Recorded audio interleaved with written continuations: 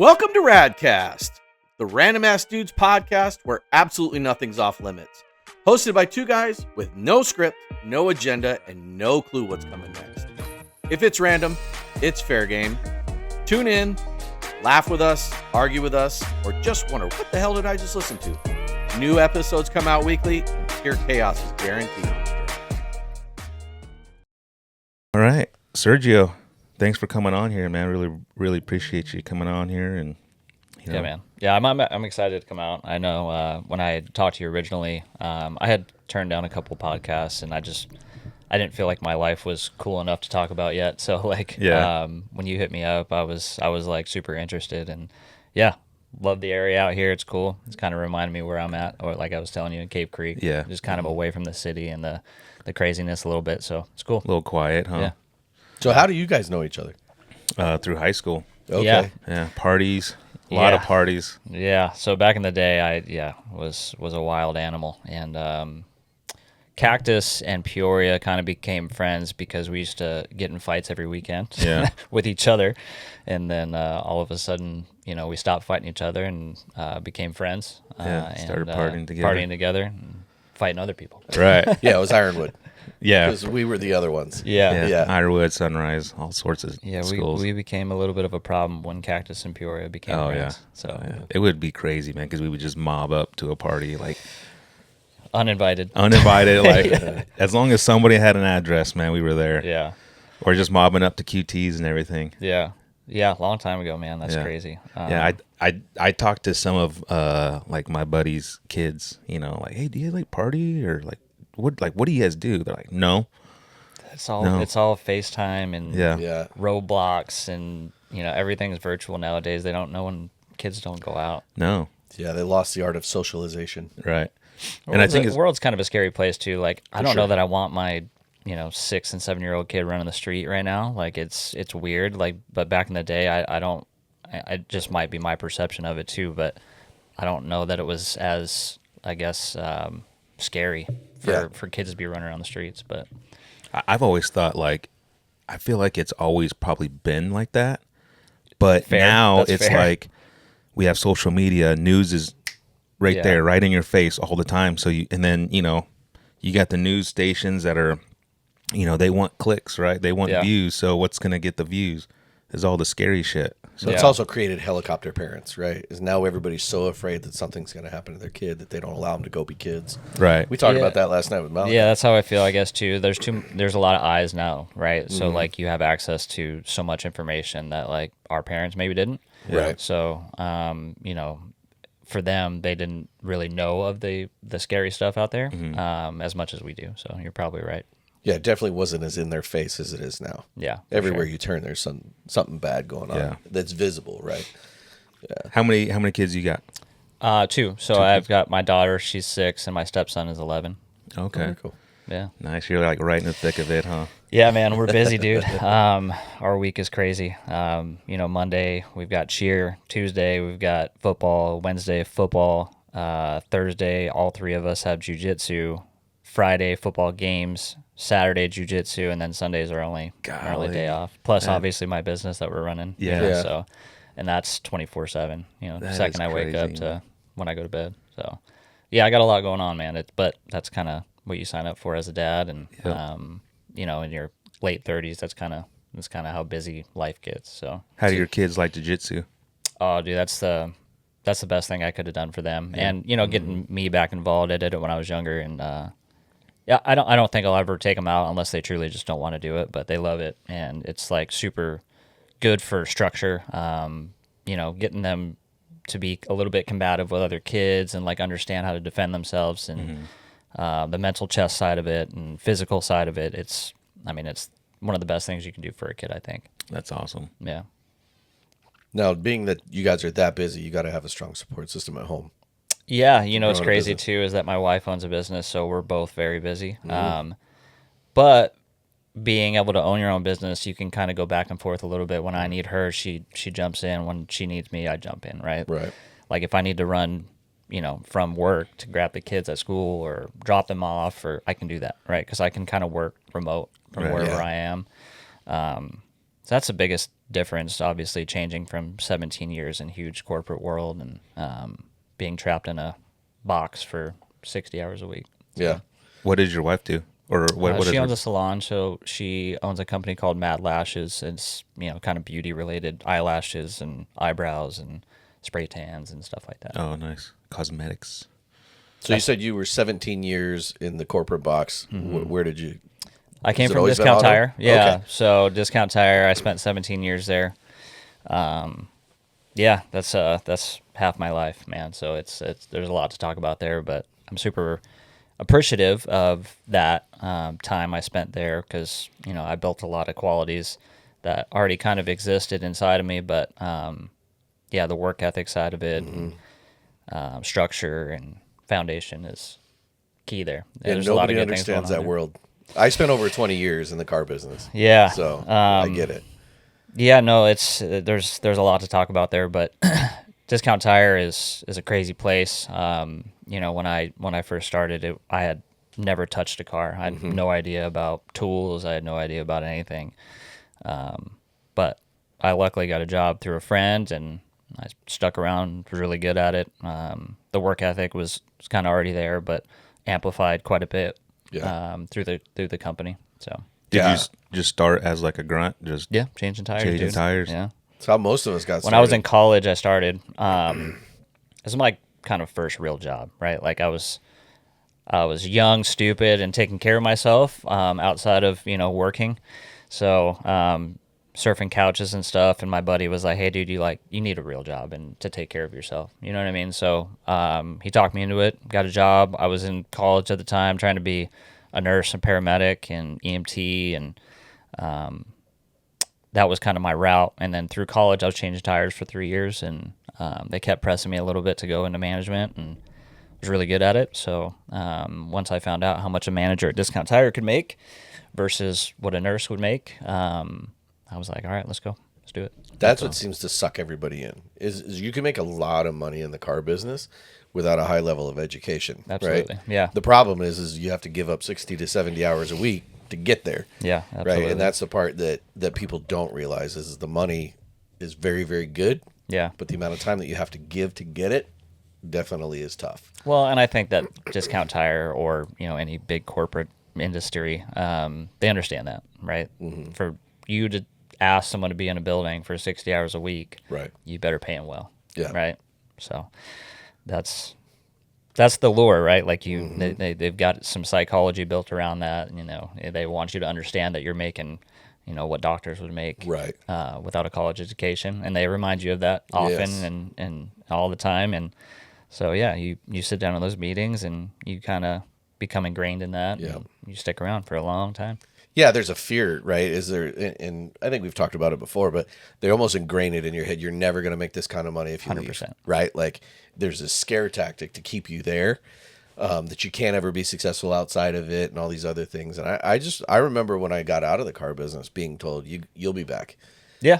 right? Like Oh, yeah. you'll come back. Well, can't and you make this see kind it of too. money. Yeah, You do see it. Like at Discount Tire, like people would leave and they would try to come back, right? Like it's hard leaving a job where I'm making that kind of money. I won't say how much, but it's a lot. Yeah. And you got kids and you got, a family to take care of, and you're like, okay, well, I'm going to go start my own business Right. and not know how much money I'm going So to tell us a little bit about that. So you went from being in Discount for 17 years, now you own your own business, and obviously it's kind of tied to that, but it's yours. So what is the business? It's called Mobile Tire and Battery. It's for me, it's Discount Tire on wheels, right? Okay. Awesome. Obviously the battery side of things, Discount Tire doesn't do, but yeah, man, I just wanted to make everything easy. I have always been an entrepreneur at spirit, and for me, Discount Tire was that until it wasn't, right? And then they started making it very scripted and planned, and rules and regulations got really tight, and I was just ready to go do my own thing, man. So I just wanted to be able to build that. And the kind of funny thing is, when I left Discount Tire, I didn't want to do anything tire related. I just wanted to go let go of it and figure it out. For a while, I got my life insurance license, was going to do that. And the time, between, I figured when I started my business. And after about 2 weeks, I had so many missed calls and texts and social media requests and DMs from all the time I spent, with the tire world, that I was like, I'm just throwing away money if I don't do anything with this. So that was the motivation behind starting, not starting MTB. The background of MTB is my business partner, Wilson, did it, right? He was doing mobile tires, but it was just him and another guy in a van kind of thing. So the original conversation, I had met him through Doug and some of the guys playing poker. I just sat down on lunch with him. I was like, hey, man, I've got all this, business coming in. Let's try to figure out a way to help each other. And after a while, short story, shorter is, it just made sense to partner up and pour gas on it and really ignite it. So, that was just the motivation there. I had no idea I was going to, do tires again, but that's awesome. It just makes sense. So is it on the commercial side too, or like, I guess I should say fleet accounts, or are you doing just mostly like your average consumer? Yeah. So we do a lot of retail. I feel like a lot of people in the kind of blue collar, well, not just blue collar, but a lot of people understand how much their time and energy, it means to them. So we do have a lot of retail, but on the fleet side of things, it's kind of a no-brainer. Yeah. Especially for us, because we don't charge like a convenience fee, right? We want to make sure that you're getting a good deal on top of saving time and energy.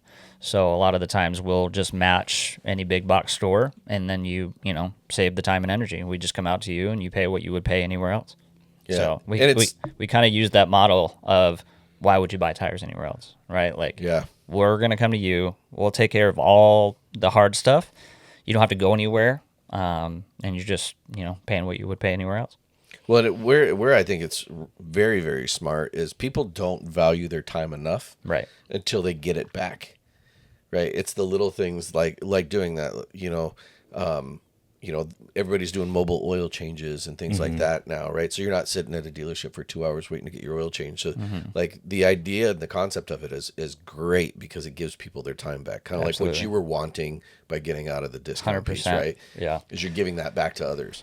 Yeah, it's crazy too, because like when I was at discount, I would pay for convenience and pay for efficiency, because I was so busy and I didn't have time for myself at all. So I would pay for the poop cleaning service. I would pay for the the maids, and not maids, but like the home cleaning stuff, and anything mobile where I didn't have to go and do 2 or 3 hours worth of work just to get what I needed done.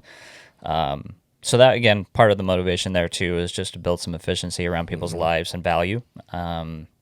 That's huge, because we partner with mobile oil, we partner with mobile detailing.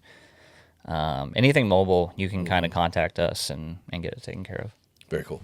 What I like is how your customers still went to you when you weren't at discount, right? I mean, that shows a lot about you than it does, I just want to go to Discount Tire. No, they want to go to Sergio. Yeah, so that's kind of a story too. I was always kind of a social butterfly when I was like young, and that's like meeting you, right? Like, most people just kind of stay in their bubble in high school or grade school or whatever. I was always like super adventurous. I wanted to travel. I wanted to go try this, try that, meet, everybody everywhere. There's people that I used to roller skate with when I was 12 years old that buy tires from me now. And I had no contact between time, right? Right. But yeah, now this is kind of for me, like, I've always been non-traditional and kind of like fluid and an open-minded human. So like, I did things outside the box a little bit, right? So I think that's part of where I built my clients, and I've always been accommodating to them and did what was right for the customer, kind of thing, right? Not just what corporate said to do. So, and then a lot of people, like at Discount Tire, they let Discount Tire feed them. I was always like, well, how do I get better? I need people coming in outside of the geo-locked area that Discount Tire's in. So I was always pushing social media from like when Facebook first started. There's memories that pop up 15 years ago from me. Hey, we got a sale going on this week. Come see me, right? So those are cool to see when they pop up. Yeah. Well, I do remember seeing a lot of your posts when you were at Discount Tire. Because I mean, social media is pretty powerful 100%. These days. Yeah, and in manager meetings back in the day, they would ask me how's my store doing so well, because I'm not trying to be arrogant, but everywhere I went, there was records going on, and each store had a lot going on, and people were getting promoted, and record in sales, record in profits, and well, there was that organic network following me every store I went. So yeah, you're building customers for life, right? And that's I think going back to what you were saying, Shane. That's how you can build a business to scale, is when it's not about the environment that you work in, it's about the environment that you create as an individual. Yeah, it's about the person. And I tell my salespeople that all the time, and I go, you should just try to network organically as much as you can. Just then that way, like down the road, if you want to start your own business, right? Like if you want to move on from selling tires or whatever, you could go sell lamps or flooring or whatever you're doing. Those people are going to follow you wherever you go. Yeah. How many people do you guys have employed? There's 3 executives. I have 4 sales reps, and then we have 6 installers or techs. So there's about 15 of us. Nice. Very cool. And how many did you guys have when you started? Well, when I joined Wilson, Wilson was just with he had 2 techs, so it was just us 4. Oh wow. Dude, so what's the vision for it? How big do you want it to get? I mean, I'm not trying to take over the world, right? Like there's places that we're not trying to compete with. We're just trying to coexist, kind of. But I don't have like a regulator on it, right? I want to get as big as we can. I would like to provide a different platform for other people to do the same thing in different states. There's conversations with people that want to start this up in Texas and South Carolina and.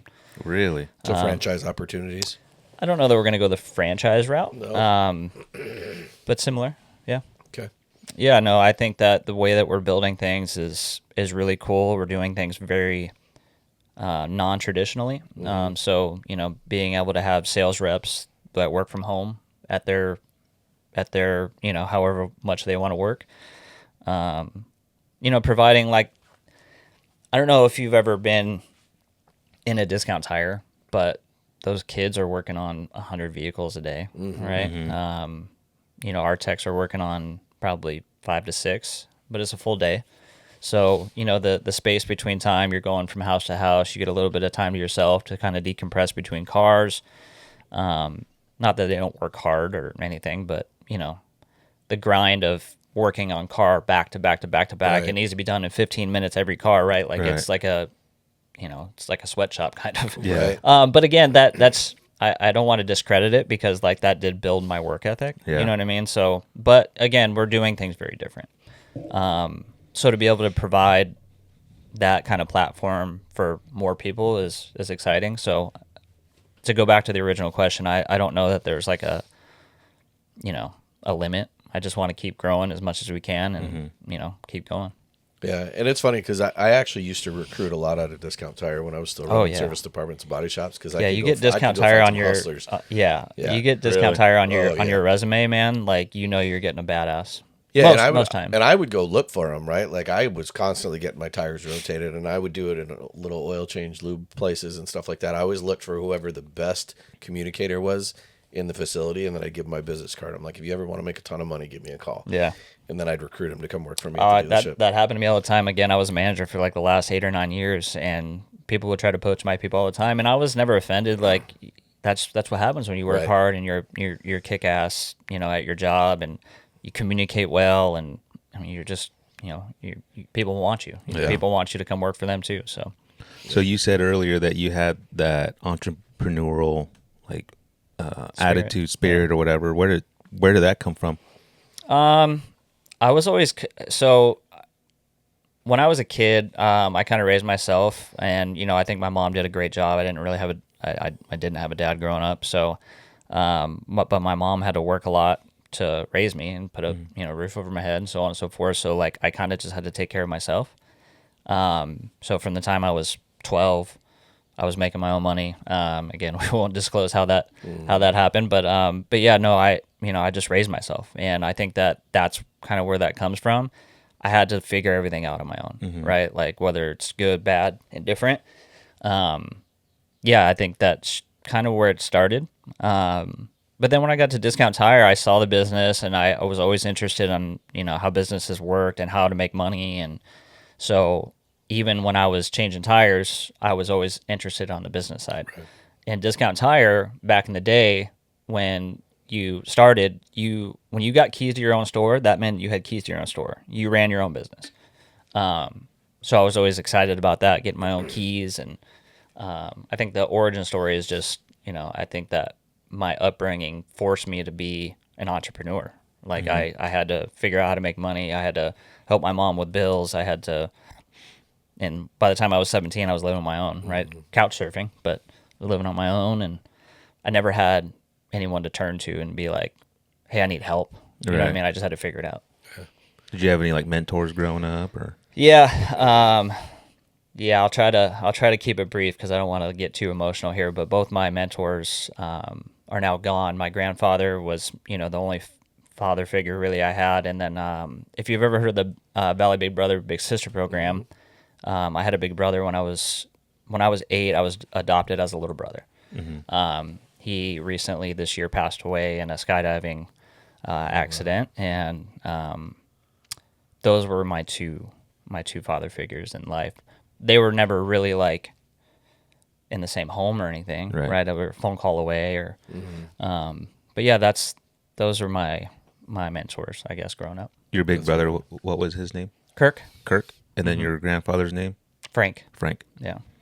That's cool, man. Yeah. No, it's I owe everything to them for sure. They did as best they could for me, and I was a wild animal again, so they had their hands full for sure. My mom again did her best for sure, but they had a big impact on my life. That's good, man. Yeah, that's awesome. The big brother, big sister thing, is that something that your mom enrolled you in, or? Yeah, it's for Valley Big Brother Big Sister program is an amazing program for people that don't have a parent growing up, right?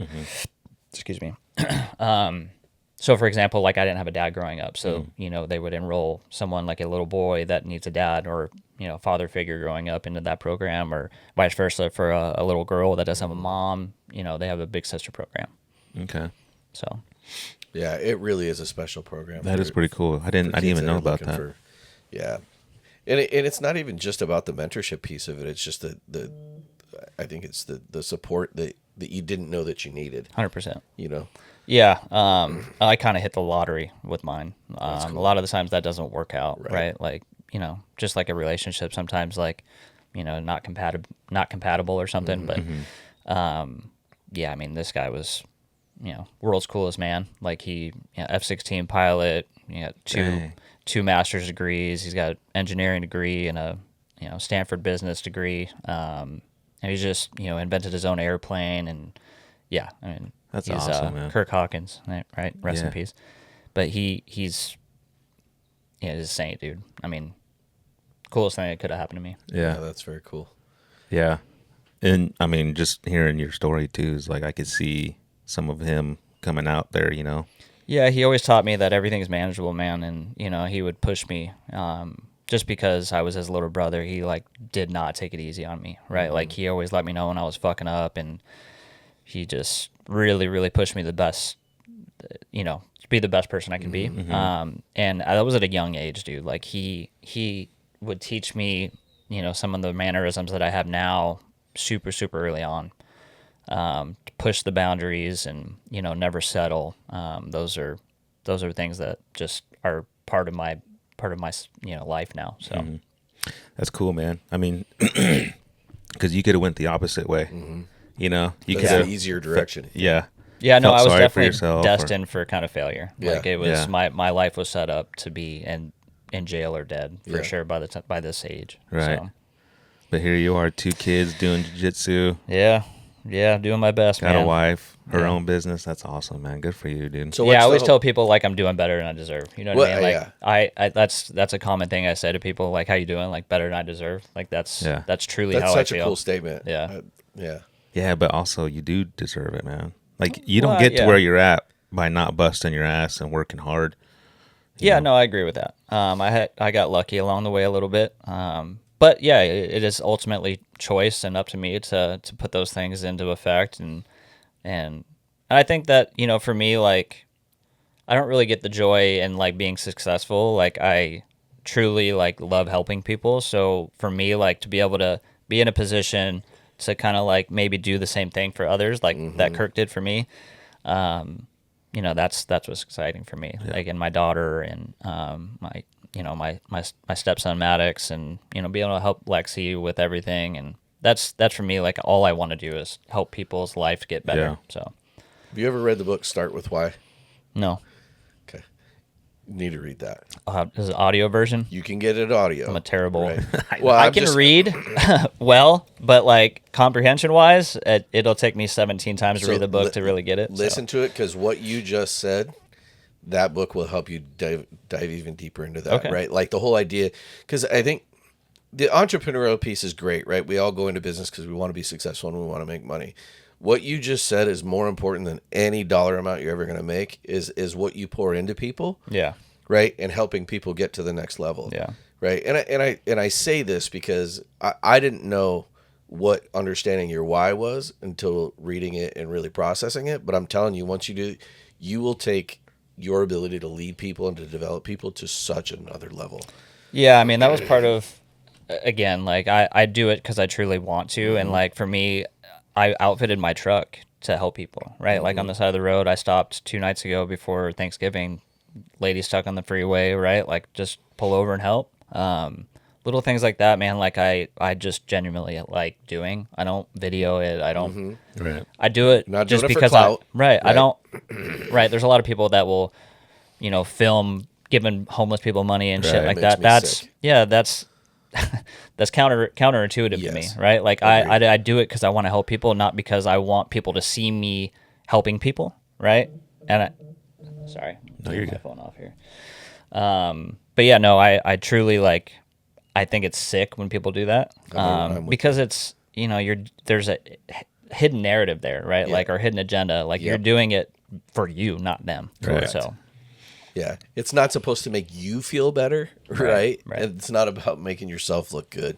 It's about doing things out of the kindness of your heart. And I agree with you 100%. It just drives me nuts.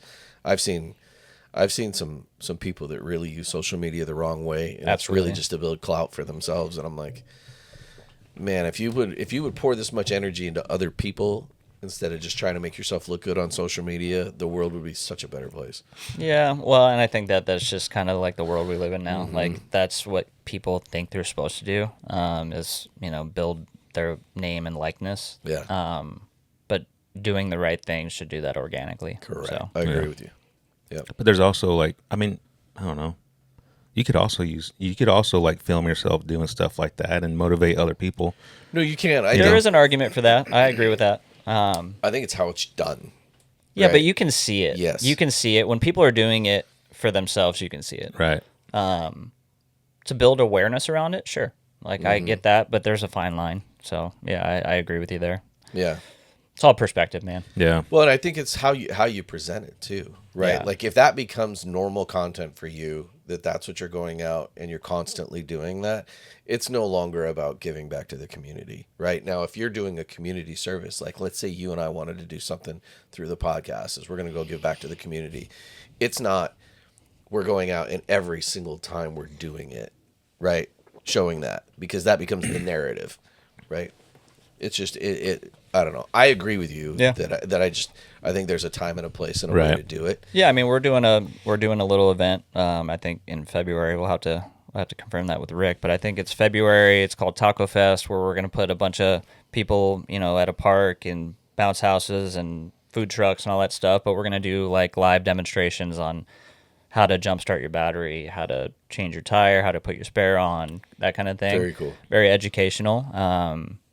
You know, things like that are the difference, right? Yeah. Like that's do something with, you know, your caringness instead of like just posting a video online kind of thing. So Yeah. No, I like that. That's actually a good idea. Great idea. Yeah. Use know. your platform for good. Right. You know what I mean? Right. Yeah. It's not like you're doing that to monetize it. You're doing that out of the goodness of your heart. Yeah, we're to not help going to charge support people to get in, Right. Right, like we're just doing it as like a free event. You show up, you can, you know, obviously pay to get tacos and stuff Right. like that, but like, yeah, none of it is. It's all free. Plus, we're giving away tires and we're giving away a set of wheels and we're giving Nice. away, you know, Very cool cool. stuff. So Yeah. yeah, that's check it out though. By the way, Taco Fest February. Check out our socials for specifics. But yeah, get us all that information and we'll help you promote it. I Yeah. mean, we're helping promote a rodeo that's coming up too, so we'll help you any way we can. I mean, that'd be cool. We bring out the trailer to the rodeo. Yeah, That'd be cool. I talked to Rick yesterday, Yeah. and I was telling him about this rodeo that we got going, or that we're going to help promote. But they're going to help us, or we're going to we're setting up do a podcast there. Oh, cool. Yeah, All we're gonna right. try to go live and all that. So it's like 2 days, January 30th, the 31st, Grit and Glory Rodeo at Wickenburg. Yep. Promo code RADCAST. Oh yeah, I forgot about that. Yep. Get a discount. But no, we'd love to support it. I mean, I think that's kind of why we started this whole thing, right? Was to give a platform for people to come in and tell their story, but also pour back into the community. I mean, it was never about, because I know in the beginning we were asked like, oh, what famous people are you guys going to try to get on? And we're like, Nobody. Like, We just want random ass dudes. That's all we want. we just want real people telling real stories about real shit. Yeah, that's a cool concept. And like I was telling you guys before we started, like I love the Joe Rogan podcast for that specific reason. There's no rhyme or reason for the people he has on there. Just cool people that can give cool information. Yeah. And you can tell he truly doesn't have a narrative or an agenda when starting. He's just talking, right? Yeah. Like, and that's kind of why I was excited about doing this, right? Like, that's organic conversation, no rules, no regulations, no boundaries, right? Like, just have a good conversation, and that's what I like to listen to. So, one of the things that I loved about this is like, I feel like I'm surrounded by a bunch of like awesome people like yourself, right? That start businesses or can sing or can ride a horse really well, you know what I'm saying? Yeah. And I just feel like we need more of the middle class badasses that can come out and like tell your story. Well, it's cool because that's true. Like there's a lot of the people that are doing cool stuff and that are not like famous. They have a cool story too, but no one really gets to hear it because they don't have a platform. So this is, Well, you don't know who you're going to inspire next.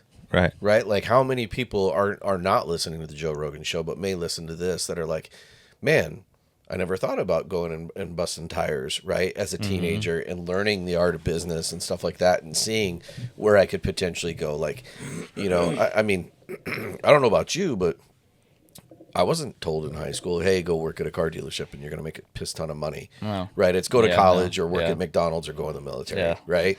And again, that's not my lane. Like college it never made sense for me. School never made sense for me. Again, there's too many rules, regulations, and like for me, like I was always like analyze and make the best decision possible for what's in front of you. Right. And that's again a Kirkism, but luckily I had that role model to kind of teach me that, because I truly didn't want to live in a confined like lane. Like that's just for me the sheep or whatever. Yeah. Like I don't like using that term because it's degrading, I guess, but like for me, like I always wanted to kind of pave my own way. So Well, I think there's a generational shift that's going on right now, and we kind of talked about it a little bit last night at Thanksgiving, but you think about our generation has kind of become super entrepreneurial, right? Everybody's doing something to try to be an entrepreneur, whether it's social media, whether they're starting their own businesses, right? And you see like all of us are trying to build that into our kids, right? Is like, hey, listen, you don't have to go to college, right? When we were coming up, it was like, no, you go to college or you go in the military. Those are the options, right? Because that was what our parents. I tried to go to the military too. Right? I'm glad that I didn't, because again, there's even more tight rules and regulations there. But, I agree with you. Like if my daughter wants to go to college, like I'll embrace it. I'll try to shift her mindset to make sure it's like engineering or something you really need college for. Right. But if it's like business or something vague, I don't know that I'll just maybe invest in her starting her own business kind of thing. Right. I saw a cool thing on a podcast the other day actually where the guy was saying, I'm going to save up what $200,000 what college would cost for the first year. Like I'm going to give her $50,000 and tell her to go travel the world and experience and learn and when she gets back, like hopefully she has an idea what she wants to do and what makes her happy. And then I'll try to invest in her business, right? So that's what's important to me, and I think that's what would be beneficial for her too. So yeah, that's smart. I mean, I'm my kids are 20 and 21. You guys have young ones. And I just remember like when they came in, they're like, hey, we're going to go to college. I'm like, okay, cool. I think they were waiting for me to be like, oh yeah, let's do it. And I'm like, no, this is a decision. You guys are adults now. Yeah. These are the decisions you're going to make. I didn't go to college until I was 45. Right. I didn't think it was necessary. I figured out how to be successful just like you did without a college education. Yeah. Right. Doesn't mean that I devalue a college education. It just wasn't my path like it wasn't your path. 100%. Now my son goes, he was going to go be a mechanical engineer, starts really doing his research, gets up there and gets ready to enroll in college and is like, I don't want to do this shit. And I'm like, Good, don't. Good. So now he's going to be a cop. Right. So there was a big pivot, in talking about your kids is that's where you have the opportunity, to really show them by example, like, hey, listen, you can really do whatever it is that you want to do. Right. And it's always a cliche thing because you heard that you can be whatever you want to be, right? With the right effort, you can absolutely kind of do whatever you want to do, man. Like, and you should focus on what makes you happy. But the funny thing is, like, what makes you happy now doesn't make you happy in 10, 15, 20 years. So understand that you can change. Right? Yes. Like at 40, like if you're not fucking happy, do something different. Yes. Yeah. You know what I mean? And I don't know that tires like made me happy, but now that I'm doing tires on my own terms and way, I'm absolutely happy, right? Like I get a chance to like build something cool, allow other people to make money doing it. And then on top of that, like I can be there for my family. Right. So like that was my shift too. And like, when I'm 45, 50, like, and if that changes, that's fine. Yeah. You know what I mean? Like go do something different. But the tire is the widget, right? Like, Sure. That's the piece of it that I think a lot of people don't understand is you don't sell tires, you sell an experience, right? The tire happens to be the product that you use to create an experience that consumers will never, ever forget. 100%. And that's the part that most entrepreneurs miss is like, I'm going to go into business because I want to make a bunch of money and I'm going to sell this specific product. Most of those businesses fail. Mm-hmm. Like, I think it's a scary rate. It's like damn near close to 90% of businesses fail. Yeah. Right. And it's usually in year one. Mm-hmm. They don't even make it through year one. Yeah. But they're so focused on being profitable and making money that they forget about why they went into business in the beginning. Yeah. Yeah, that's a scary conversation. And again, when I have often with my business partner that like we're building something right now to sustain us for the future, right? Like the first year we didn't make a ton of money. This is about a year and a half of me and him merging as partners. So year one, it was scary, dude. Like we talked about earlier, I was making a lot of money. Now we don't know how we're going to pay our guys every week. Now we don't know how I'm going to pay myself every week or Wilson every week. But here we are going into like our second full year and the projections look really good. Mm-hmm. So if you put good people and hardworking people around you, even though you're not like really making a ton of money, you're building a good team that is sustainable. Yeah. That's super important for anybody building a business, by the way, like hire the right people. Absolutely. Again, Rick was a huge acquisition for us. And I know that you know Rick really well. Yeah. You went to school with him. But having him involved is a game changer for us. Oh, yeah. Well, his bearded mortgage commercials that he did for social media, man, those were so funny. He's a personality. Yeah. And now he's really working on the marketing and he's working on helping us with, doing our QuickBooks, and he's really taking an executive role seriously. And that's, again, something that me and Wilson really, really needed. Because like I said, as a small business, CEO and COO, we're doing a lot. Right.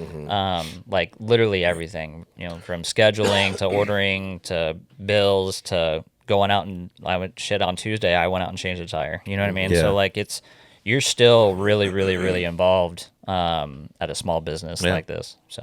And you don't know what you don't know when you start your business. You don't know what gaps you're going to have. Yeah. And the better people you can get to fill those gaps, the better the business will be and the more sustainable it will be. 100%, man. Like, like I know that hiring him cost us X, but is going to mean, this much money down the road because I have way more time to do what I need to do. Right. And him taking on some of those responsibilities, like the marketing stuff, is huge. Fixing our Google page, huge. Building our website, huge. Right? Like, and having somebody in-house where I can call and be like, hey, what do you think about this? Or, give me your thoughts on why we did this and help me understand why you did it this way. Right. Instead of calling a contractor and be like, hey, we pay you $300 a month. Right. I'll talk to you next week on X.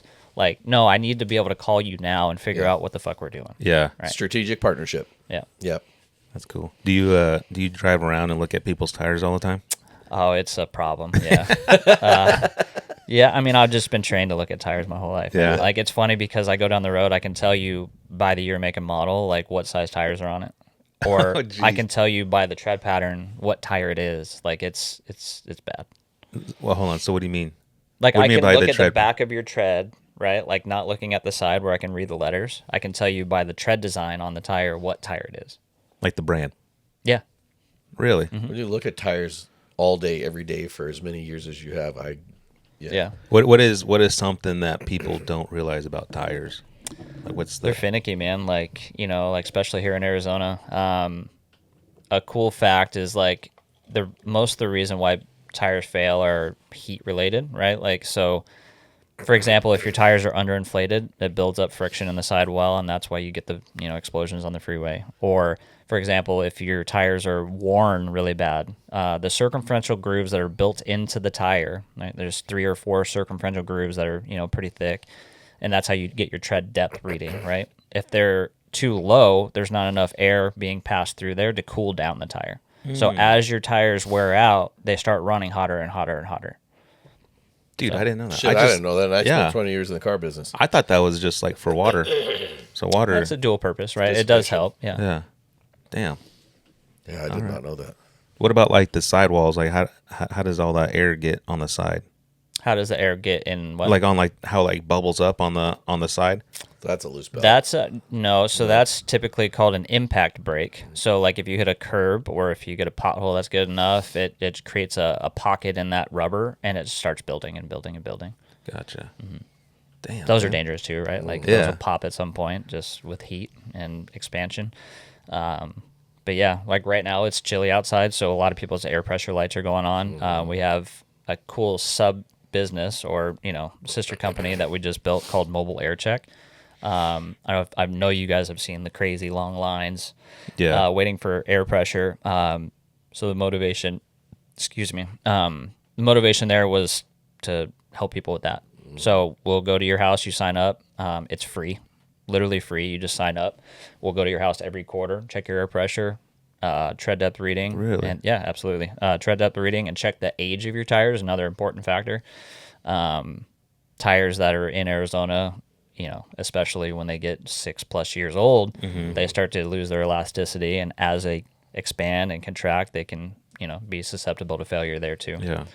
So let me ask you this. I know the big attraction to Discount is their lifetime, or not lifetime tire, right? But their replacement. Do you guys do something similar? So again, I'm a Discount guy, right? Like I came from Discount. There's a lot of similar bones and structure. Our road hazard is almost identical, except the added value is when you have a tire problem, what do you have to do? Yeah, we you gotta have go to there. bring it there. Right.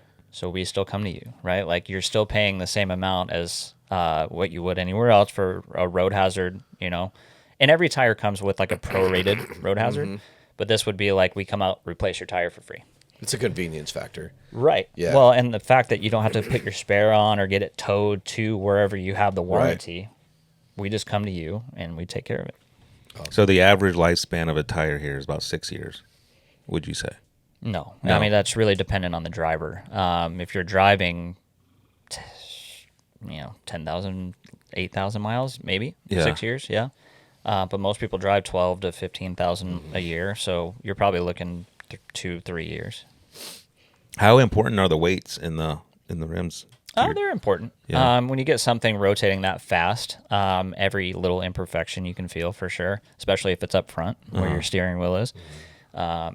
Yeah, they're definitely important. The bigger and bigger and bigger the assembly gets, though, the harder and harder and harder it gets to balance something. So just depending on your application, like if you've got a truck, I wouldn't be super, super inclined to be like, oh, it's got a little shimmy. You're going to have that no matter Yeah. what, especially if you've got like big mud tires or something like that where that tires are super heavy. The last thing you want to do is stack like a pound of weight on a wheel. You know what I mean? Yeah. So, yeah, it's important, but not critical, I guess. It's more for like, ride comfort. So you guys, so as far as your mobile service, you guys have the ability to spin test Everything the tires? that you would get at a regular service shop, we have available at your home. How cool is that? Yeah. So tires, batteries, oil changes, car wash, Yep. lattes. Do you guys do coffee? Tint. Yeah, actually, if we did a coffee shop, mobile coffee shop the other day, so we should tell them to just join us. But Yeah. no, yeah, at some point, yeah, we kind of do it all. Yeah, and you guys don't do just vehicles, right? You guys do trailers, Oh yeah, campers. Yep, everything. Side by everything sides. with tires on it. We'd like to take a moment and thank our sponsors for all of their support. A big shout out goes to the team at Trucker Jobs. They've designed an app for all the professional truck drivers and carriers out here looking for support in this much needed industry. The Trucker Jobs app is a combination of social media and business designed for truckers by truckers. Whether you're looking to buy, sell, or lease equipment, turn unused equipment or lot space into revenue, connect directly with drivers, carriers, and vendors, or navigate your career and grow your business, this is the source for you. Download the app Trucker Jobs Network in the App Store today or visit them at www.trucker-jobs.com.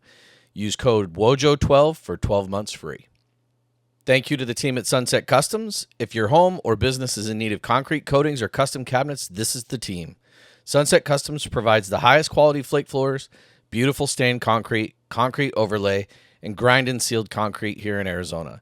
If cabinets are your look no further. Whether it is for your garage space, laundry rooms, or closets, Sunset Customs has you covered with custom cabinets designed and installed for your specific needs. With high-end finishes, soft closed doors and drawers, Sunset Customs specializes in transforming spaces one finish at a time. Give them a call today at 602-489-9237 or check them out online at sunsetcustoms.com. That's Sunset Customs with a Z. Thanks to the team at Fresh Comfort Solutions, the Valley's go-to for all your air conditioning and heating needs. Specializing in residential and commercial HVAC, Fresh Comfort Solutions is a local business with leadership born and raised right here in the Valley of the Sun. Whether your HVAC system needs a seasonal checkup, repair, or replacement, Mackay and his team are your source for not only the highest quality, but an experience you'll want to share with family and friends. Give them a call today at 602-390-3930 or visit them at callfcs.com. That's CALLFCS.com. And don't forget to mention Radcast for a special offer. Wheelbarrows. We just dropped off a huge stack of wheels and tires for a big grocery company the other day. They're probably as tall as this, as the roof here. Yeah, I mean, we do it all. Dang. How many, so you guys run out of a trailer too, right? We've So got 3 you guys got vehicles. away We've from got the a van. We've got a box truck. We have a trailer, custom trailer. It's kind of my baby. The trailer is awesome. Like, you get a chance to see it at the rodeo or something. Like, you go inside there, you'd be like, this is fucking cool. Yeah. Everything in there. Like, it's got AC. It's got, water. It's badass. So if I were to call you to come out and change my tire, how quick can you guys change the tires? Well, that's dependent as well. So, like, if you need a specific tire, we don't stock anything. Mm-hmm. I take that back. We stock some things that are very, very popular, but there's so many SKUs that, like, for example, like a Discount Tire, they have to carry 4,000 tires at all times. For us, it's kind of like, special order stuff. Mm-hmm. So, for example, like if you call me and go, hey, I need 4 tires this size, depending on how busy our day is, 2 or 3 hours is like the short end. Typically, what we would like is all those warehouses that we deal with drop off tires to us 2 times a day. Mm-hmm. So like once in the morning, once in the afternoon. So like half of a day notice is best for us. Or, next day is best. Most people that need us right away, or like somebody that had a blowout on the freeway or tires flat in the parking lot kind of thing, and then we can come out, put a spare on or something like that, or just fix the tire. Right. Those are pretty quick. So, for example, the other day I was telling you I went out and did it. She was about 30 minutes from me, so it took 30 minutes for me to get there. Nice. Damn, I'm buying tires from these guys now. Oh, right. And it's funny talking about tires. I was talking to my wife about this the other day, and I was like, I don't think we realize how much money we have in tires sitting at my house. trailer, side-by-side, truck. Horse trailer. Yeah. Quads. We do a lot in Cave Creek. I'm surprised we're not out here a lot in Whitman too, just because of the nature of what you guys do with you know, horses and trailers and all that stuff. Like no one really wants to hook up a damn trailer and take it somewhere to get the tires done. That's, you know, that just seems like a lot of extra work, especially when you're paying the same amount for me to just come out here and do it. I'll be honest, I've never even remotely thought about looking for a mobile tire company. I was telling Rick, you're used to it at this point. You just got to go somewhere, and it's just part of the inconvenience. And I'm going to sit there for 2 or 3 hours where I could just sit at my house, and you guys can do whatever you want. I will never. I mean, like even that, like you could schedule a time to go to a tire company, but you're still going to sit and wait. But you're still going to sit and wait. You could schedule MTB and then you could wait at your house or go run other errands, you know? Right. Yeah, no, it's crucial. And again, we kind of coined the phrase like, why buy tires anywhere else? Like we truly, I give my sales rep that, and I go just, you know, ask him that question, because there should be no reason why you would want to go do that. Yeah. Right. So let me ask you this. Now you got my mind working. So the free air service that you're talking about, that's quarterly, is it every vehicle they own, or is it specific to? Yeah, so there's tiers, right? Like we have a free tier where we come out to your house and we can do up to 3 vehicles air checks while we're there, right? And then, you know, there's tiers where you can do it every month, right? There's people that want it specifically done every month. So my business owner life, my phone is blowing up here. I apologize. Good. But yeah, we can come out and do it every month. And then there's tiers that have like, we'll shine your tires for you while we're there. We'll, you know, include a free flat repair. We'll include like rotations on your vehicles too. And that's a subscription you pay for every month. But the highest subscription we have is like $24, $24.99. So every month, if you wanted to pay $24.99, you know that you have a flat repair. Yeah. You know that you have a rotation balance, and then you know that you have us coming out every month to check your air. Or if you just want the free option, there's a free option. We come out every 3 months, check your air pressure, you know, age, and tread depth. And the $24 is for 3 vehicles. Mm-hmm. Okay. That's cool, I'm going to man. have to count all my cars. Huh? I'm going to have to count all the cars. Well, and here's All the the thing, things dude. with tires. Like, again, we're not corporate, so I'm not, like, we're fluid. Not like, if married you to have that, 4, I'm not going to go, sorry, man, you got to pay for another one. You But know I'm what just I mean? thinking, I'm thinking how convenient it would be to have you guys come out on a regular basis and just check the tires on the horse trailer. The one thing that I always worry about is that damn horse trailer. Yeah. It's just Well, simply you got because I horses got on live it. horses in the Yeah. back. And, you know, I mean, I sold my boat, what was it, last summer? Uh-huh. Did I get rid of it? Surf boat, right? Back-to-back weekends blew a tire. And Trailers are notorious the for that ass. because they're old, Yeah. right? You don't use your trailer. You don't think of it. Oh, by the way, the tread looks great. Right. Fine. You know what I mean? Like, you Sit have in to the sun. understand how old they are.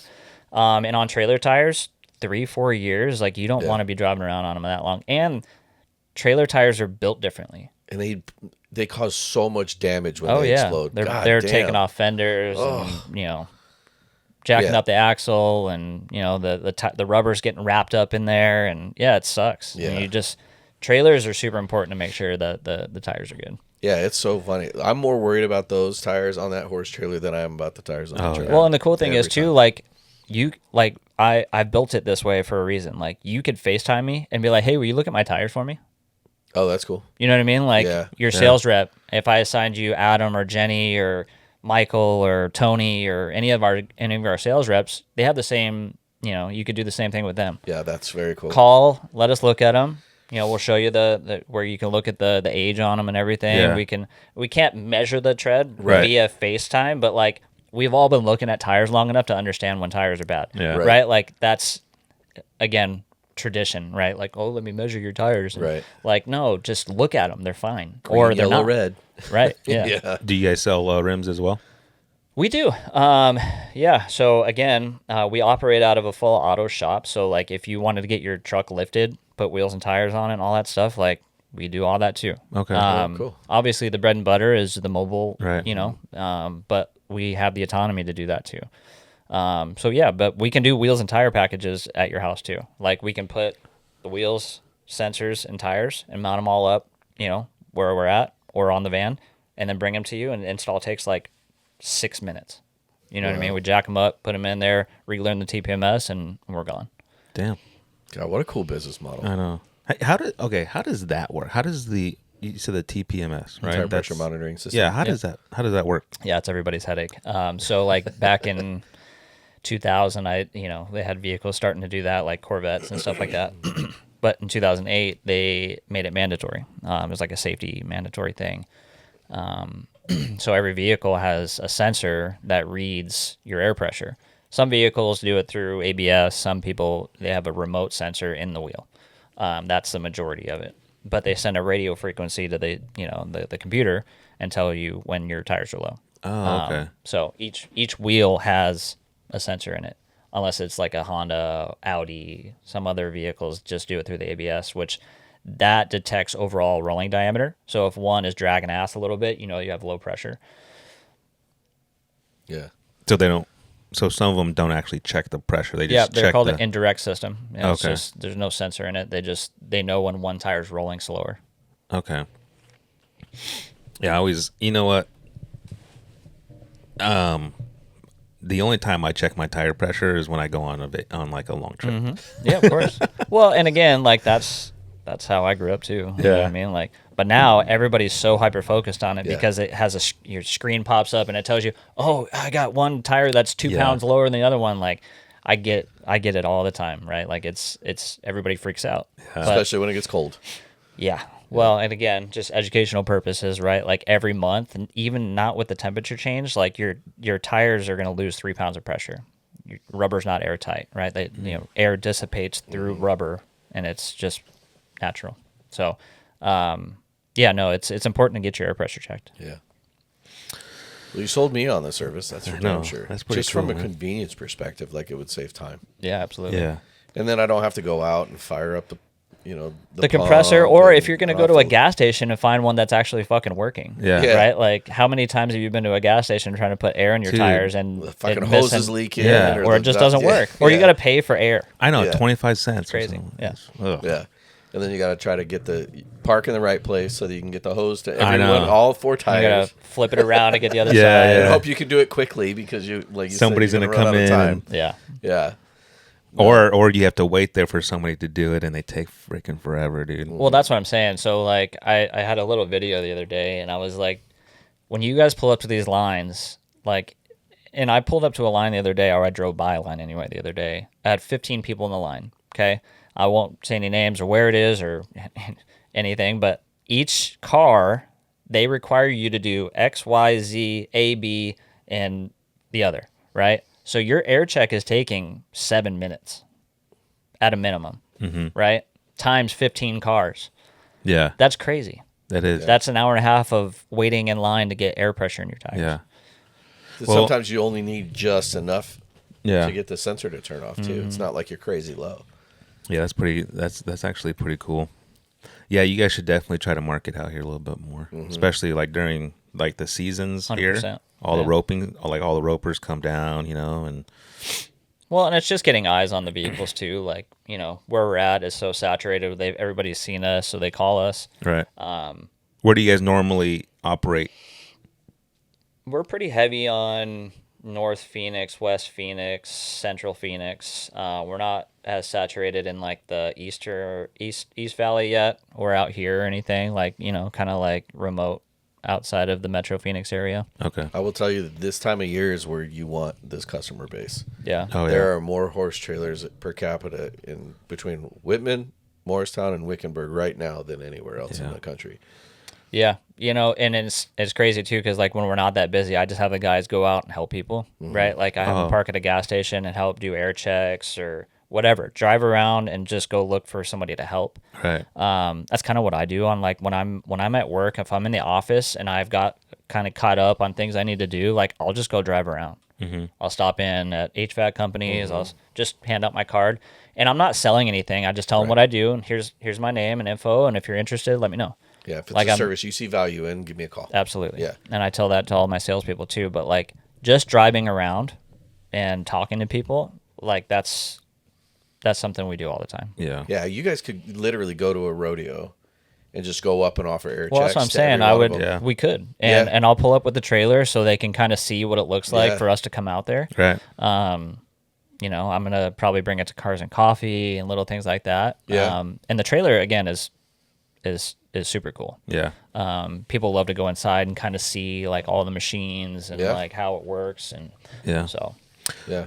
Well, it doesn't even have to be like an actual rodeo. Like here at Dillon's, they have like roping events, Yeah. right? So there's tons of ropers. There's Horns and Hooves right down the road too. They have I don't want to say hundreds, but like, a pretty good amount of trailers and trucks and then you that's go the ideal Weckenburg. market for people that want our business. Right. They want us to come out, man. Like trailers and trucks, and we do all kinds of heavy trucks and 19.5s and 22.5s and all that. We do all of it. And again, the more you have going on, like a truck trailer setup with an RV and or you got the side by side, you can't drive it all the way to the service facility. Like, it just makes sense to have us come out there. Yeah, because it's a total pain in the ass to pull the tire off of a side by side to get It it sure into is. discount, Yeah, with get all it the plugged. travel and all that stuff. We Yeah. were talking about that last night. Yeah. Yeah. Been some cinder blocks on floor shacks and thinking I'm going to kill myself. Yeah. But no, like the reason that I was bringing up the rodeo thing is like Horns and Hooves, for example, which is right here in Morristown where Sam rides. We went out to the night rodeo 2 weeks ago, and there was probably 70 horse trailers, maybe 80 horse trailers. So, and every one of them's getting towed by a full size truck. Yep. Right? Some of them dualies.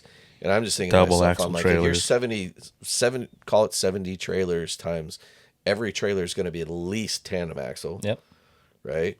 You have so much opportunity just in that one parking lot to go offer that service and then earn clientele. Well, and we were doing that kind of stuff like for holiday weekends, and people are going out and stopping at the gas station on the way out to the lake, stopping there just to help people out. When we know people are traveling to a certain destination kind of thing, we'll stop, and just try to help people where we can to try to get their name out there. It's all about brand recognition. Like, you talk to anybody in the world right now, like, oh, where do you get your tires? And it's immediate Discount Tire. Right. Yeah. Right? Well, why?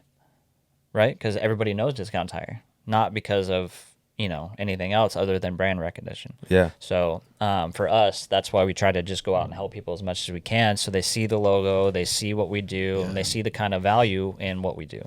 Not only that, but like the guys that I have working for me are the best. Yeah. Like, I have nothing but the best working for me because I train them. You know what I mean? Like, they've been with me for 5 or 6 years. And I didn't poach them from Discount Tire. They left on their own, accord, and then called me and asked me if, they could come work for me again. And again, that goes back to me being not so rigid, right? Like, I'm a graceful leader. So, like, I expect a lot from you, but I'm not going to freak out that you're 6 minutes late to a job where I know you have a lifetime of hard work that you've given me. Right. So, I'm pretty gracious and empathetic in a lot of ways, but I also push really hard to make sure that the expectation is risen. So that's kind of going back to, like, I'm not a traditional person. I operate with my own, like, mind, and in the moment, like, I assess the situation and make the best decision. And I think that's why a lot of people want to continue working for me. Yeah. So. I just think this is a service that not a lot of people know of.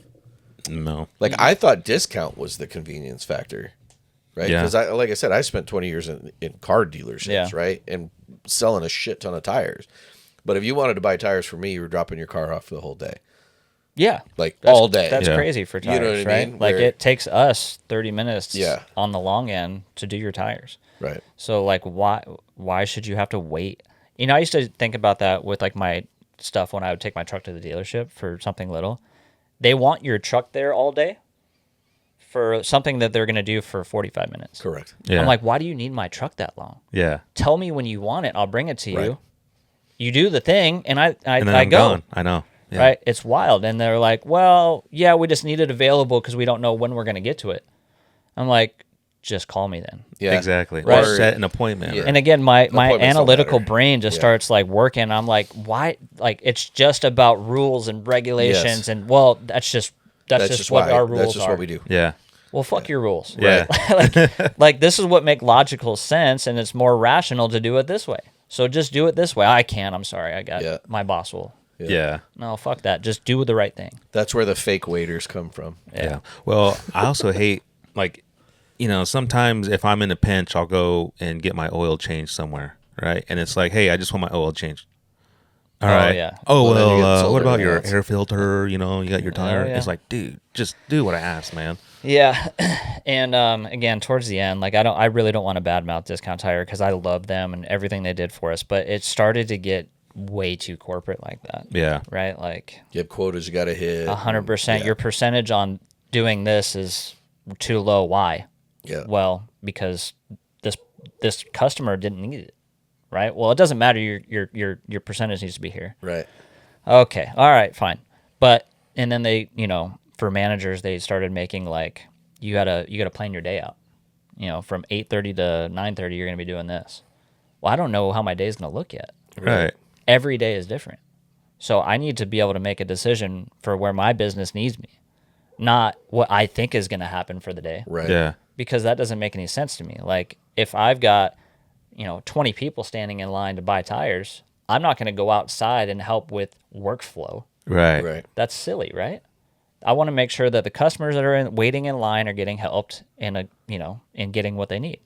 So again, I've always been fluid like that, and that's just how my brain works. I've never been like plan your day out, do X, Y, and Z, and say this while you're doing X, Y, and Z, right? So I feel bad for some of the corporate stuff because I understand it, right? Like the general population needs to be able to do this and that. Mm-hmm. And when you have thousands of employees, there has to be some guideline, but don't handcuff people. Right. Right. They need to be able to listen actively, right, to your customers. When you have a script, you have this, and this you need to say, you're not listening. Right. So when you go to one of those facilities nowadays, you get kind of the scripty sales shit. Oh yeah. So I've built our company just to make sure that you're getting people helping people. Yeah. I like that. That's awesome. You're a Niners fan, huh? Yeah. Yeah. Yeah, it's been a rough life. I always say that, like, I know that we, on the outside in, it seems like a good thing to be a 49ers fan because we're always doing good, but, like, it also sucks ass because we get so close and never win it. Yeah. So I've lived through one Super Bowl in my life, and we have 5, right? Like, Right.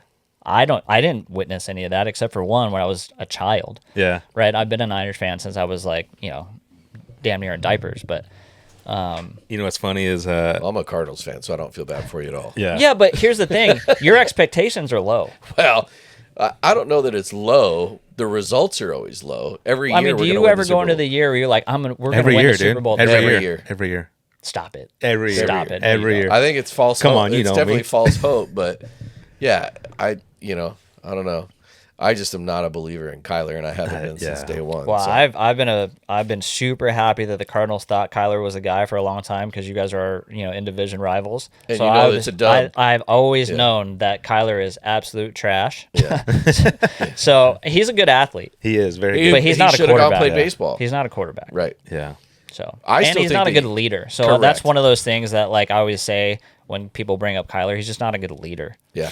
Yeah. He doesn't have the makeup to be like the run through the brick wall first kind of guy. Right. So But I also think you look at the results of those that were elite quarterbacks in college that come into the NFL and struggle, and then you have the Brock Purdy's of the world, right, that didn't play at the biggest programs, and they had to learn to win with average athletes where with like character, Yes. work ethic, and right? everything. But yeah. you have the Kylers of the world, right? Or the Matt Leinerts when he came out of SC, where these guys are playing with fucking pros in college. Yes. They Yeah. have the best of the best of the best surrounding them in college, and then they get to the pros and they're the number 1 pick, and they go to the shittiest team in the league, and they can't fucking win. Yeah. Because they never learned how to lead. Yep. They never really learned how to build around, build a team around them or build culture. They just Well, yeah, that's a good example for, like, look how good Matt Stafford's doing right now. Yeah. He played in Detroit for 10 years. Yeah. He had nothing for a long time, and now he's got Devontae and Puka Right. and Kyron Williams, right? Yeah. Like, of course he's doing well. Yeah. He had to play at a disadvantage for a long time. I Now don't know, he has man. weapons around him. Dude, he had Calvin Johnson, man. That's it. Yeah, that's all he had. That's it. Well, he also had Yeah, you're right. that's all You're he right. Name another one, right? Like that's Yeah. that's it. Yeah.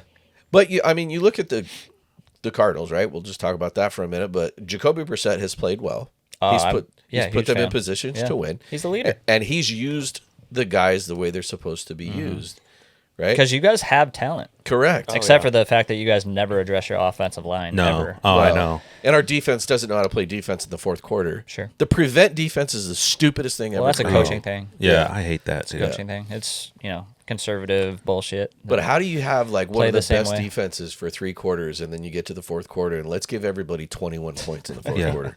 That's the Cardinals though, man. Yeah, man. Yeah. That's the Cardinals. Yeah, I will but say for though, example, like the 49ers, man, like I love Kyle Shanahan. I think he's a mastermind, but like he plays conservative when we have a lead. Like Yeah. just keep playing the way that we Yeah. got the lead. Score 70. 100%. Yeah. Stop thinking about what will happen and how do we just, all right, we got a lead. We got 10 points. It's fourth quarter. Like run the ball and we should run the ball again. Right. Right. Like don't do that. You haven't been running the ball for 3 quarters. We haven't won a Super Bowl yet. We've got to 3 of them in the last like 5 years. Right. Like That's where you need a high school head but coach to Kansas be an City assistant. does that. Yeah. Yeah. Kansas run City it up. does that. Yeah. Just score. And they know how to make the right decisions when it counts, right? Like they just stay in the game, and they know they're going to make the right play calls in the fourth quarter. Right. Right? They play it a little bit backwards than most people do. They don't want to jump out on a lead and give all their good shit away right away. Right. They want to stay in it and then win at the end. Yeah. But you think about like in high school, there was no mercy. No. Like, No. We'd put up 70 on teams. Where did you go again? I went to Ironwood, and we were in back-to-back state championships my Okay. junior and senior year. I know that you had a couple good years too at Peoria, but what year did you graduate? 05. Yeah, you were a couple years ahead of me. Cactus, we were good too. Yeah. But know, Peoria, I remember like Yeah. Keegan Herring and all those guys. Back in the day, you guys had a good setup. Dude, we had the 3 fastest kids in the state of Arizona on our team. Yep. Yeah, Cactus, we didn't have like the flashy talent. No. We just had the hard work, grind it out. Our coach was like relentless. Dude, what I really respected about Cactus was that, like, I know, and it showed that, all the players went to workouts during summertime. 2 a day. And you A guys. lot of times practice 2 a day too. Yeah, and you guys went. You know what Yeah. I'm saying? And I get so, like, jealous because it's like, If you guys had like that kind of structure. like, exactly, man. And we didn't have that, you know? Yeah, there was no room for knuckleheads, man. Like we were grinded into oblivion for sure. Like, and we were required to have weight training as one of our classes. Yeah. Us Like too. not only that, but like 2 a days and weight training during the day, and Yeah. and then they would take us to Hell Week, and that thing was that. Where'd you guys do yours? Heber, Okay. Heber, Arizona. We went up there with 3 other schools every year, and it was called Camp Toro. It was literally hell on earth. The last one that I did, 7 or 8 people out of 3 schools finished it. Like, did every workout. Oh, We really? had kids getting taken out in ambulances, and Damn. you'd wake up on the gym floor on a little mat, right, at 2:00 in the morning, the kids screaming, cramping up in the middle of the night. Cramping, yeah. Oh, shit. It was torture, but again, worth it, right? The Right. work ethic and the experience, and it sucked back then, but like it ingrains work ethic in you. I remember And discipline. I Yeah. remember my first summer when they were like, "Hey, we're gonna go train in California on like, the "Oh, beach," cool. and I was like, "Fuck yeah!" Right? Receiver and tailback. We fucking ran for days in the sand. Yeah. And I was like, every day, I was like, "This is awful." Yeah. I never want to see the beach again. And it was every summer. Yeah. They'd fucking kick our ass in the Yeah, we never had that. I was kind of bummed out. You'd think you were bummed out. It was not fun. Yeah, Peoria was pretty Wild West, man. Our biggest fight in high school was against you guys. Oh, really? Oh, God. We were probably there. No, I'm just kidding. No, I'm a lot older than you guys. okay. So I Yeah. graduated in 97. But no, we beat the brakes off of Peoria, and they ended up coming up and throwing fireworks in our bus as soon as we got into a fight. We get out. Oh, like on the football field. on the football field. okay. We got into a fight on the football field. They usher us into the buses. We get into the buses, and they literally littered us with fireworks inside the buses. That's crazy. Damn. So the coach is like, "Fucking get out!" And so we got out. We all fought again. Cops Probably got your called. ass whooped. Probably. The only bad one that we had is we went to Prescott one time and played, and they hated us. Like we didn't really like think of them as rivals, so it was kind of one-sided hate.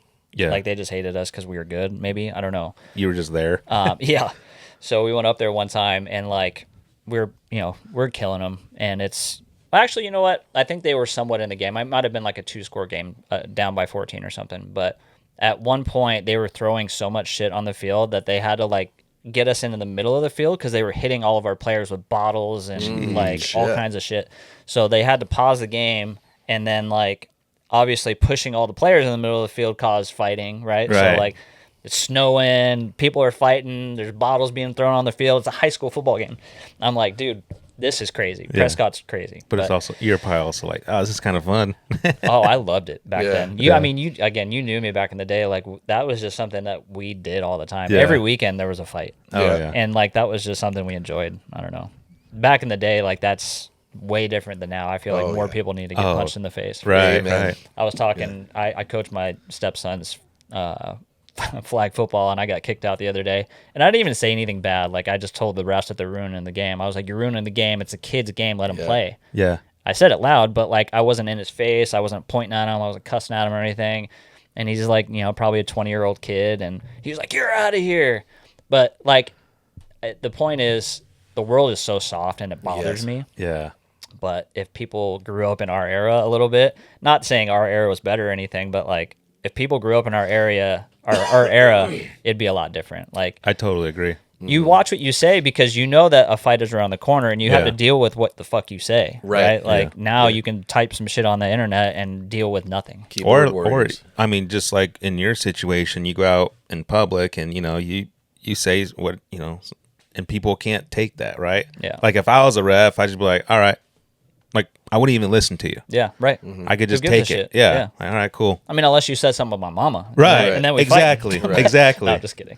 No, yeah. I mean, you bring up a good point. Like people need to learn how to like take criticism or some sort Everything of. offends everybody nowadays. And Yes. like it's for me again. I grew up and it wasn't as soft. You had to fight. You had to fucking deal with adversity, and that's my thing is like dealing with adversity. Like you should embrace that. Right. You know what I mean? Like have the tough conversations. I tell people my team knows this all the time or hears this all the time.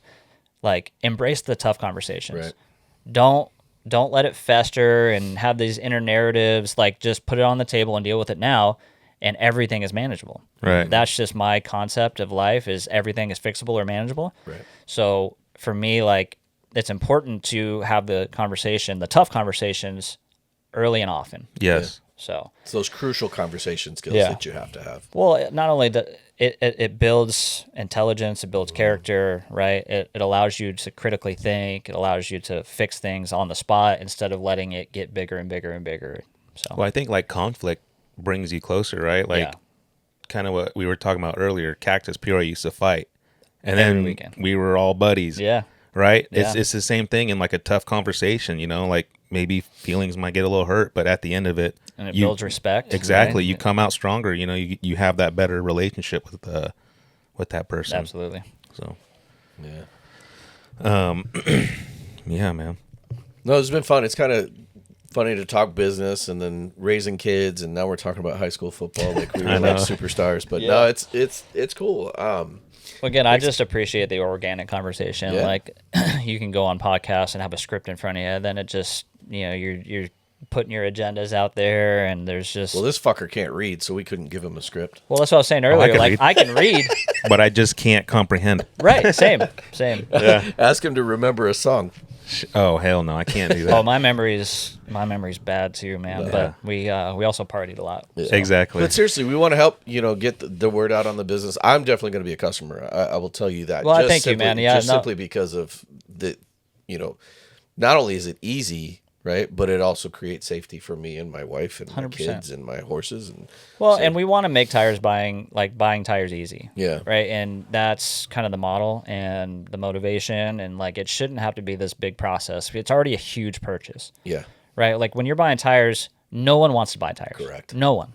Unless you're getting a big, cool wheel and tire package. But then your second set of tires, you're like, you're not fuck one this. to I don't buy- want to yeah. spend Yeah. that kind of money Yep. on tires. I was That's just going to crazy. say, they want to buy them the first time. Right. They do not want to replace them. Yeah. So like the idea is just like, let's make it as easy as Yeah. possible. I love right. it. You can call and talk to an expert, right? Like what tire do you think I should get? And we'll walk you through why, and we're not biased to X, Y, or Z.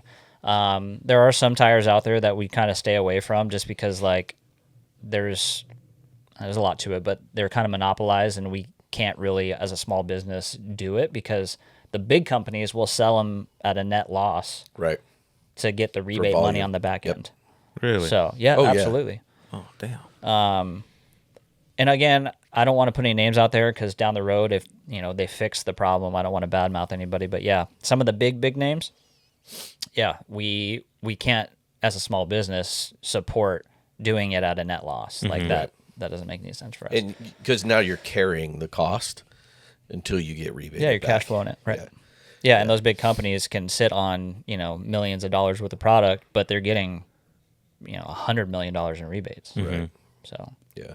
Where do you guys see MTB next year, 2026? well, some cool numbers like we 2x'd this year. Congrats. If we 2x again next year, we'll be in a crazy spot. Probably one of the biggest mobile tire companies that is out there. So if that happens, I would like to again get the South Carolina project going and maybe sustain it for a year at that kind of growth. So that way we can get some, legit cash flow under our belt and grow it to Texas and just keep going as best we can. So next year, like I would like to maybe add, another vehicle and just keep growing. Nice. Kick ass.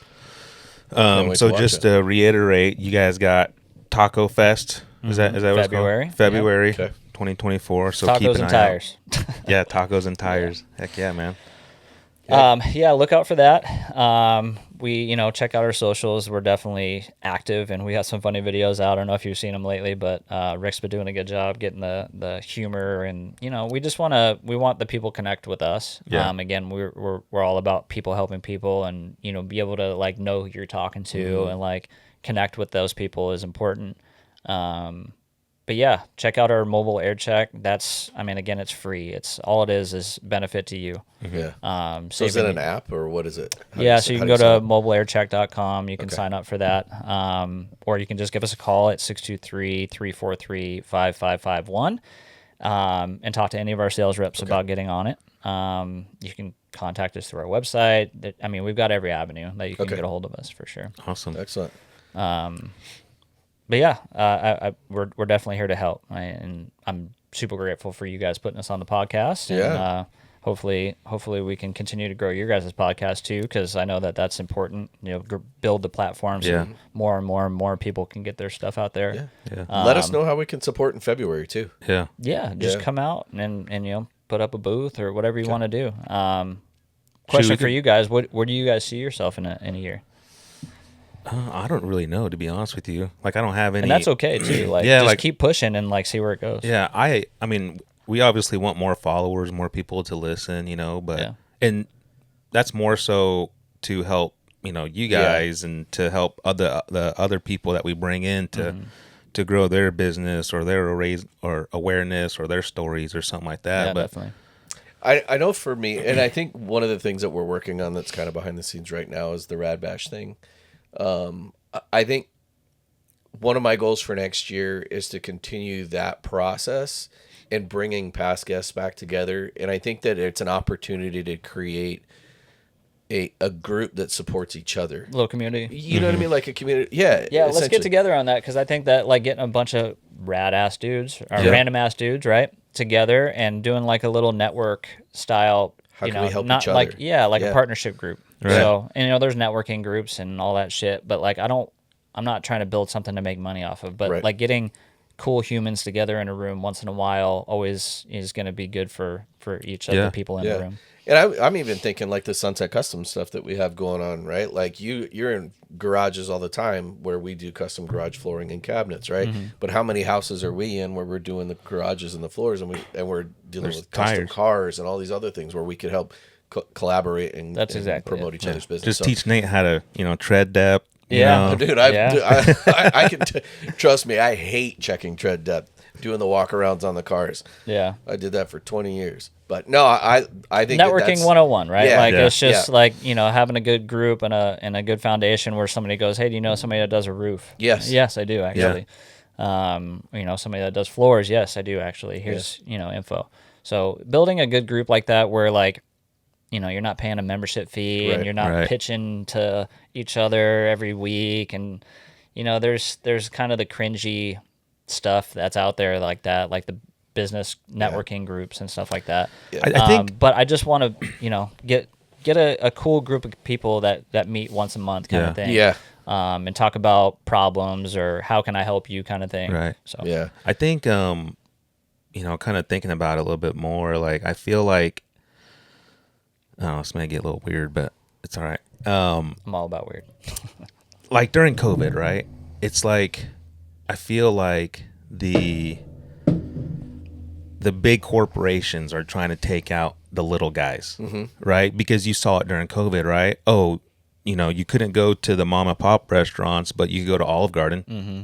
You could go to all these big restaurants. You could go to Walmart. You could go to Fry's, right? And it just dismantled like the middle class, like us. You know what I'm saying? And that's what I want here is like I want that middle class, like those middle, like you guys. I want that to be more of a thing than going to the big corporations. Yeah, power by numbers too. Yes. And like getting all these business owners and people like yourselves like together fighting for each other is the way we do that. So. Well, and I think in the beginning when we started this thing, it was like, hey, we're going to record twice a week and we're going to launch all these podcasts and stuff. And then it got to the point where we're like, I don't want to just put out a podcast.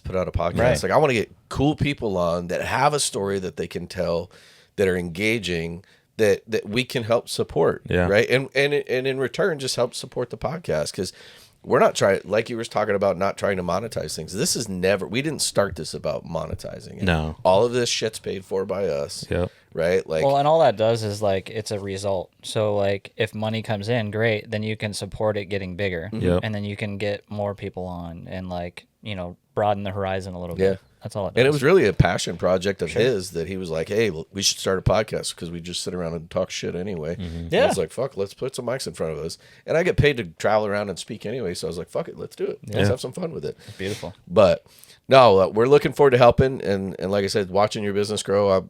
I'd love to kind of recap it again a year from now and see where you're at against your goals. Let's do it. Yeah, book it. Like I'll be here next year and we'll see where it went. Kick ass. Well, thanks for coming on. This has been a lot of fun. Thanks, guys.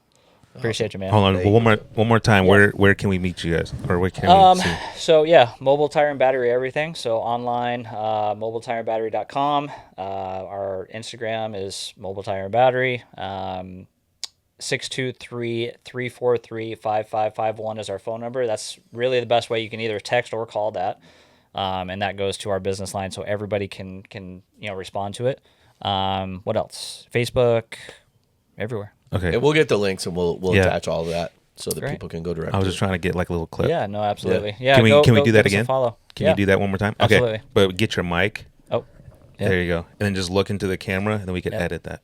Go ahead. So you guys can get a hold of us at mobiletireandbattery.com. You can check out our Instagram, Mobile Tire and Battery. We have Facebook as well, or you can call us at 623-343-5551. Kick ass. Let's go. Let's go.